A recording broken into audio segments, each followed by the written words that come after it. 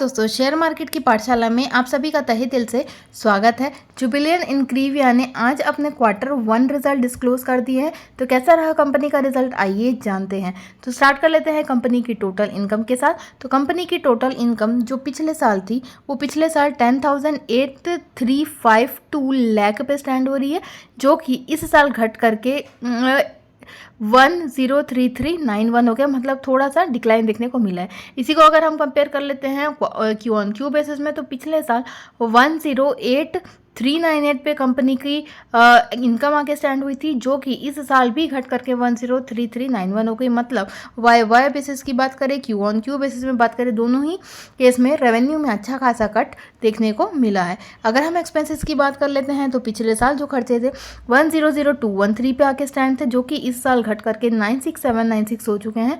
यदि हम इसी को पिछले क्वार्टर से कंपेयर करें तो 103258 पिछले क्वार्टर में था, जो कि इस साल घट करके 96796 हो गया है। मतलब वाई बेसिस या और क्यू ऑन क्यू बेसिस, दोनों ही बेसिस में एक्सपेंसेस में भी डिक्लाइन देखने को मिला है। अब अगर हम आगे बात कर लेते हैं कंपनी के प्रॉफिट की, तो कंपनी का जो नेट प्रॉफिट है, जो कंपनी का नेट प्रॉफिट है वो अगर हम बात करें तो कंपनी का पिछले साल का नेट प्रॉफिट 5759 पे आके खड़ा हुआ था।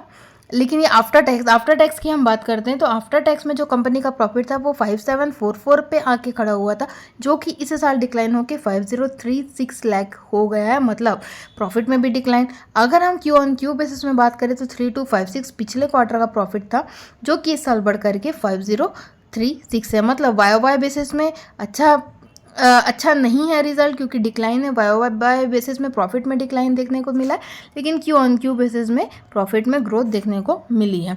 तो अगर इसकी ईपीएस की बात करें तो ईपीएस जो कंपनी का है वो अभी 3.08 पे आके स्टैंड हो रहा है। तो ओवरऑल रिजल्ट में उतना कुछ खास देखने को नहीं मिला है, क्योंकि वाई बेसिस में प्रॉफिट में डिक्लाइन देखने को मिला है। तो ये थी बात जुबिलियंट इंग्रेविया की।